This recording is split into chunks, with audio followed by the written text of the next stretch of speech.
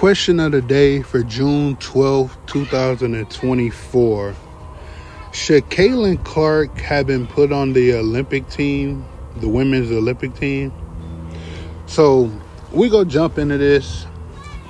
Does race play a factor?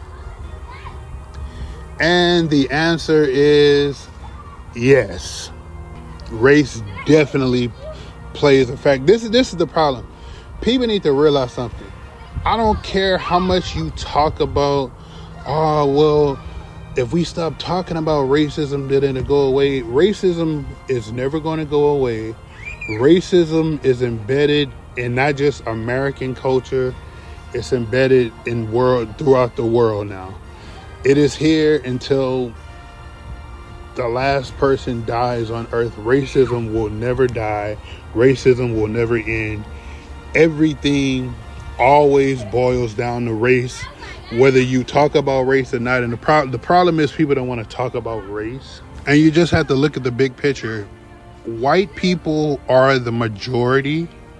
If we talk about America, white people in the United States, white people are the majority. So, of course, businesses and companies are going to cater towards the minority. I meant the majority.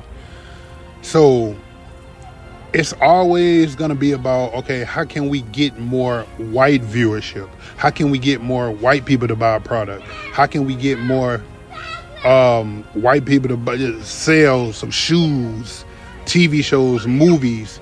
That's why when you see stuff like the Oscars and Grammys and all that, who are the people that's mostly represented? White people.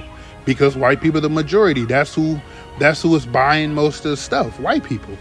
So why would basketball, football, hockey, baseball, why would that be any different? And that is what people need to realize, what Caitlin Clark brought to the WNBA. People were not talking about, you had great female women players in college, and I remember Skylar Diggins, Candace Parker, you had all of them. They didn't get this type of hype that Caitlin Clark got.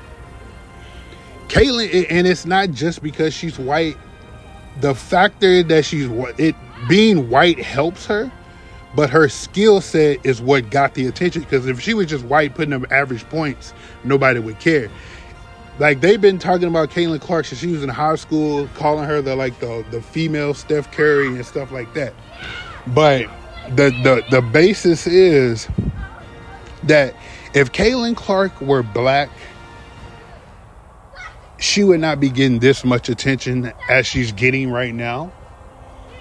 And again, it's not just because she's white. She has to be white and have skills also. But and I don't need people in the comment section, oh man, you're racist, you're being a hater. No, I'm just telling you facts. Where were these people that are watching Caitlin Clark right now? Where were they watching the WNBA and women's college basketball? Were they watching it before Caitlin Clark? No. And this is nothing new. Eminem. Why do you think Eminem sells? Eminem is one of the greatest rappers of all time. But why do you think he sells the most records every year, every time he releases an album? Because he's a great rapper, but also he's white. And again, white people are the majority, so they're the ones who are going to buy the records. If you think I'm wrong, Eminem even said this in his own song over 20 years ago. He said, if I were black, I would have sold half. I didn't have to graduate from Lincoln High School to know that. He told you that. He said that on multiple songs, actually. I don't know if that was the same song, but he also said, I'm not the first.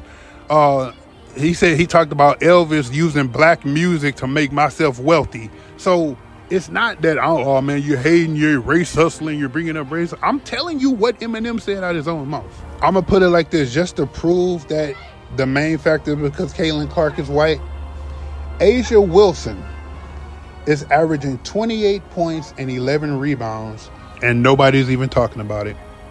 The only thing they're talking about, oh, are they being too rough on the Caitlin Clark? Are they jealous of Caitlin Clark? Are they bullying Caitlin Clark?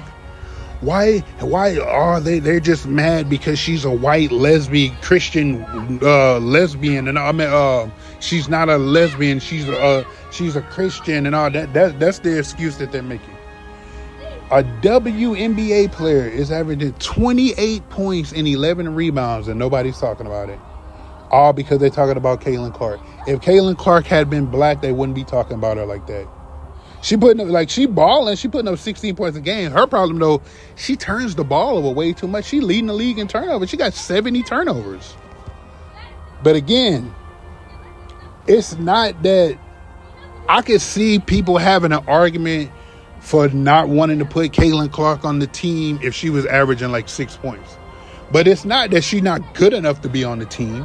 She's averaging 16 points. That should be good enough to like. I looked at I'm gonna put the scoring currently of all the people who were selected for the Olympic team for 2024. I'm gonna put that on here. She's right there in the mix. Most of them averaging like 19, 20 points, and she averages 16. It's one person, but I'll get to that in the video. This right here is the power of Caitlin Clark. Look at her team's attendance, and then look at the Las Vegas Aces. Now, they are two-time champions from like back-to-back a couple of years ago. Caitlin Clark's team is averaging 16,571 fans for home games, and away games they're averaging 15,315. The Aces, who is Asia Wilson and Kelsey Plum's team, are averaging 10,000 for home games, 10,370, and 5,712 for away games. That's the Caitlin Clark effect. Now, again, this is not 1992 with Michael Jordan. She's not going to have the impact on the world to get people from Spain and France and Slovenia and all those type of countries to, oh man, let's tune in to Caitlin Clark. But those people who not even talking about Asia Wilson, guess what? If Caitlin Clark would have been on the team, they would have tuned in to see Caitlin Clark. And this Asia Wilson lady can really ball. This Breanna Stewart lady can really ball. This Kelsey Plum lady can really ball. They would have tuned in and got a chance to see all the other talent in the WNBA. That's not Caitlin. But they didn't do that. They missed an opportunity because people keep saying, well, it's not based off popularity. Everything is based off business, first of all. The business sense should have told you to put Caitlin Clark in there. But for them to be, it's based off she didn't qualify because she wasn't good enough and all that. Why are we let's stop it. Stop it with the nonsense. Because I've been watching and on these debate shows and stuff, and people keep talking, well, it's the best players and all that. No, it's not. First off, let's get something straight. The women's Olympic team has not lost the women's Olympic basketball team have not lost a basketball game in the Olympics since 1992. That's over 30 years ago. And that was before the WNBA even started. If you include the WNBA, the WNBA players have never lost a game in the Olympics. They are 7-0 in gold medals.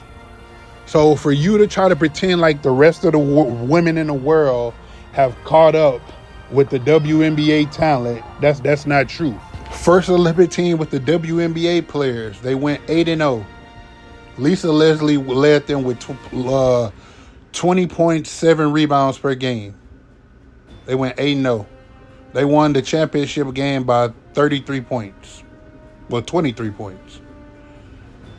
Same thing. You get to 2000. They went 8-0. Lisa Leslie led them with 16 points, 8 rebounds per game. The closest game was by what? The very first game by 14. That was the closest game they played that year in 2000. No, 11. My fault. Russia It seems Russia, out of all these teams, I've noticed, looking through all of them, Russia is the only team that plays them the best. We'll get to that further along when they kept playing Russia. But Russia's the team that plays them the best compared to all the other teams. The other teams get blown out. Russia, not so much. 2004. This is the one where Russia, they only beat Russia by 4 points in 2004. Then they beat Australia for the championship. But again, they went 8-0 in 2004. Once again, Lisa Leslie, 16 points, 8 rebounds per game. They beat New Zealand by, 52 points? Czech Republic by 19. South Korea by 23. Spain by 13. China by 38. Greece by 30. Russia only by 4. And then championship game, Australia by 11. This is 20 years ago in 2004. So, again, at that point, they were still, you had Tina Thompson, Swing Cash, Lisa Leslie. 2008, they went 8-0 again. They beat the Czech Republic by 40. They beat China by, 35, 45? Beat China by 45. They beat Mali by 56. They beat Spain by 38. They beat New Zealand by 34. They beat Korea by 44. They beat Russia by 15? And they beat championship game again against Australia. They beat Australia by 27. That's when you had Diana Taurasi again. 2012, again, they went 8-0. They beat Croatia by 25. They beat Angola by 652. They beat Turkey by 31. They beat Czech Republic by 27. They beat China by 48. They beat Canada by 43. They beat Australia by 13. Championship game, they won by 36. That was Candace Parker. Was it her rookie year? No, I think her rookie year was 2008. But Candace Parker led them with 11 points, 8 rebounds. Yeah, Sylvia Fowles, Asia Jones, Diana Taurasi. 2016, they beat Senegal by 65. They beat Spain by 40.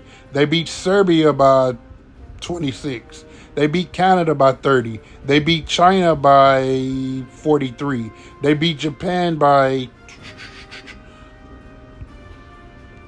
46. They beat France by 19. And in a championship game against Spain, they won by 29 points. Diana Taurasi, 16 points, 3 rebounds per game. They had Brittany Griner, Maya Moore, Diana Taurasi, Breanna Stewart, Simone Augustus, Sylvia Fowles. 2020, the last Olympics, they only played 6 games. That's I don't know if it was due to Corona, the COVID, but they beat Nigeria by 9. They beat Japan by 17. They beat France by 11. They beat Australia by 14. Serbia by 16. Championship game, they beat Japan by 15. Breanna Stewart, 15 points, 10 rebounds per game. Brittany Griner, 17 points, 7 rebounds per game. And Asia Wilson, 17 points, 7 rebounds per game. Skylar Diggins, Jewel Floyd, Sylvia Fowles, Chelsea Gray, Breanna Stewart. So again, let's not pretend like the rest of the world is really catching up to the WNBA talent. So this is the current roster right now. You got Sabrina, you got Kelsey Gray, Asia Wilson.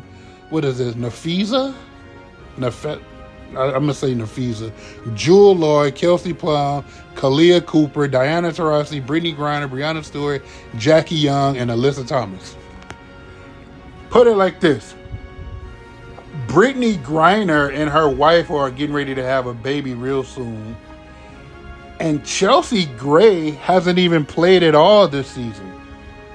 So if anything, I feel like those two should be replaced with Caitlin Clark and Angel Reese. So you see Sabrina's averaging 18 points per year, per game. Brittany Griner's averaging 18, Kelsey Plum 19, Asia Wilson 28, Nafisa Collier 21, Jewel Lloyd 20, Diana Taurasi 17. Like I said, Kelsey Gray haven't even played this year, so why is she on the team? Kalia Cooper 24, Brianna Stewart 19, Jackie Young 17, and Alyssa Thomas 13. But like I said, first off, them people about to boo Brittany, like those, especially those MAGA people, they are about to boo Brittany. If they do tune in to watch the Women's Olympics, those MAGA people are going to boo the hell out of Brittany Griner.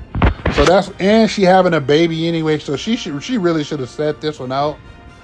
And for the size, I feel like they should have added Angel Reese. And again, Chelsea Gray hasn't even played this year. Why is she playing in the Olympics?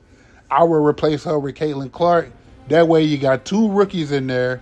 You don't got to hear, well, why is Caitlin the only rookie that made this? You wouldn't have to worry about that. But let me know in the comments section. Do you agree with them leaving Caitlin Clark off the Olympic team? Do you agree with these MAGA people that, oh, it's because she's white and she isn't a lesbian? Do you believe they're trying to prove a point to her that they don't need her to get viewership? Or do you think it's something else? Let me know in the comment section. Thanks for watching. More videos coming soon. Subscribe to the channel. Trey T out. Peace.